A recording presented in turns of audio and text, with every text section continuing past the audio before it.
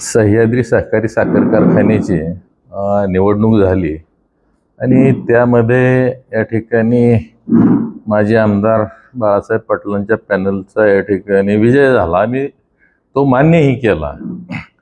परंतु आज संपूर्ण राज्यामध्ये एक अशा पद्धतीचं चित्र तयार केलं जातंय की सह्याद्री सहकारी साखर कारखाना जिंकला म्हणजे या ठिकाणी संपूर्ण महाराष्ट्र राज्य जिंकल्याच्या आविर्भावात या ठिकाणी महाविकास आघाडीचे नेते मंडळी फार मोठ्या प्रमाणावर या ठिकाणी अपप्रचार की बॅलेटवर या ठिकाणी मतदान झालं की आमच्यासारखा रिझल्ट येतो, अशा पद्धतीची भूमिका या ठिकाणी मांडण्याचा मॅक्झिमम प्रयत्न या ठिकाणी होतोय. आणि हे जे काय बॅलेट पेपर वगैरे म्हणतायत, तर माझं पण त्यांना या ठिकाणी आव्हान आहे की तुम्ही या ठिकाणी हे 9,000 सभासद